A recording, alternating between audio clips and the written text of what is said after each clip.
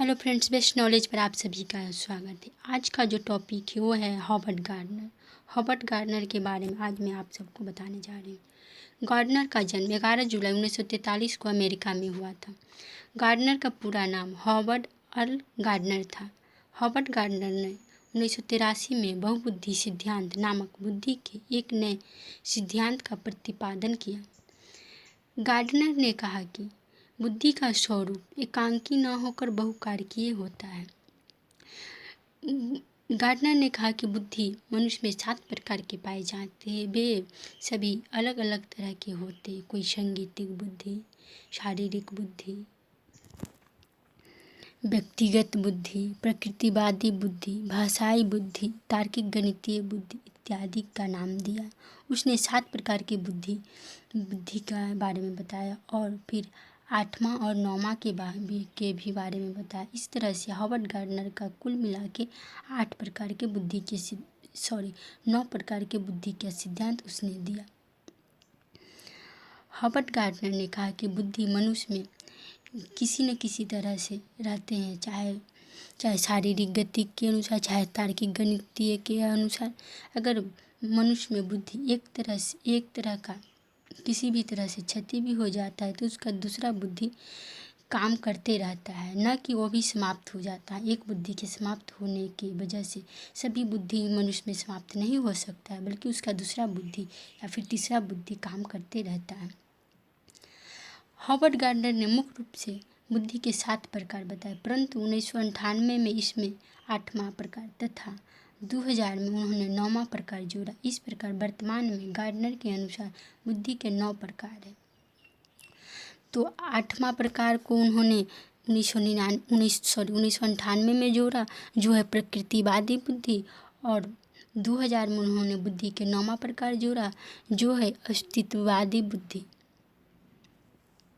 भाषाई बुद्धि में वो बुद्धि आती है जैसे कोई भी व्यक्ति जैसे भाषा के आधार पर अपने बात को कहना चाहता है, चाहे वो कवि हो, जैसे लेखक, कवि इत्यादि। ये सब भाषा के आधार पर हम किसी को भी समझाना चाहते हैं, किताब लिख के या अपनी आवाज़ के द्वारा समझाना चाहते हैं कि वो आखिर क्या कहना चाहते हैं। तार्किक गणितीय बुद्धि, इस तरह के व्यक्ति में लॉजिकल रीजनिंग ज़्यादा होता है। वे हर तरह से तर्क करते रहे। या तो इस तरह का व्यक्ति वैज्ञानिक या कोई गणितज्ञ भी हो सकता है, जैसे आर्यभट्ट, रविंद्रनाथ इत्यादि हो सकता है। स्थानिक बुद्धि से तात्पर्य है चित्रकला से, यानी जो व्यक्ति चित्र के माध्यम से किसी भी बात को कहना चाहता है वह एक अच्छा चित्रकार, मूर्तिकार हो सकता है।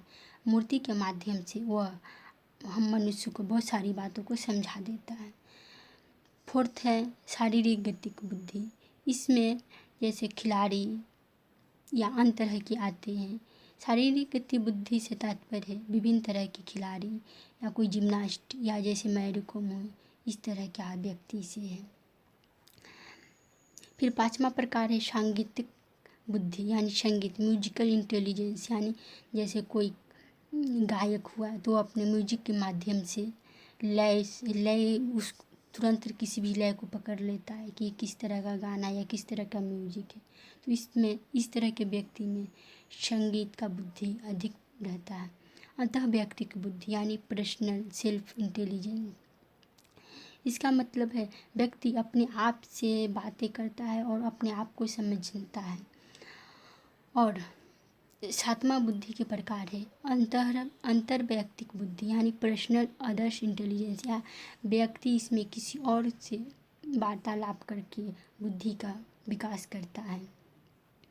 फिर 8वां प्रकार है बुद्धि की प्रकृतिवादी बुद्धि। इसमें व्यक्ति अपने आप को प्रकृति के अनुसार, प्रकृति के वातावरण को समझने की कोशिश करता है। जैसे कोई जीव वैज्ञानिक जैसे पेड़ पौधे को देखकर उसके बारे में अनुमान लगाता है कि ये इस तरह का होगा, उस तरह से बुद्धि का अपना विकास करता है।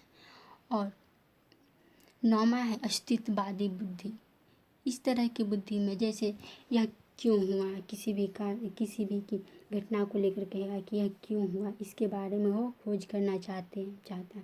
जैसे कि वो पता लगाएगा कि चंद्रमा शाम में ही क्यों दिखाई देता है, या सूर्य फिर सुबह में ही क्यों दिखाई देता है, या किसी भी घटना के बारे में क्या कि यह कैसे हो गया, इस तरह से पता लगाता है अस्तित्ववादी बुद्धि में।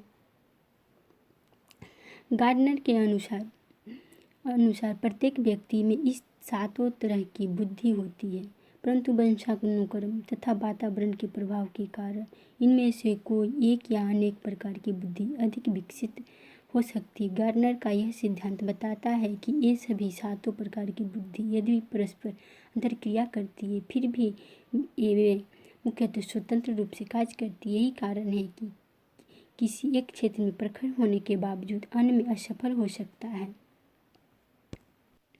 गार्डनर के बहुबुद्धि सिद्धांत के अनुसार यदि कोई बालक पढ़ने में अगर उसे मन नहीं लगता है, तो इसका ये अर्थ नहीं कि वो और किसी चीज़ में सफल नहीं हो सकता है, और भी किसी चीज़ में वो सफल, जैसे वो खिलाड़ी बन सकता है, म्यूजिक बना सकता है, या कोई संगीतज्ञ बन सकता है, या कोई लेखक भी बन सकता है। इस तरह का उसने बुद्धि के 9 प्रकार कुल मिलाकर बताया है। उसने कहा है कि अगर कोई बालक एक बुद्धि में सफल हो जाएगा, तो इसका मतलब ये नहीं कि वो और किसी भी चीज़ में सफलता हासिल नहीं कर सकता, वो कर सकता है और भी बुद्धि।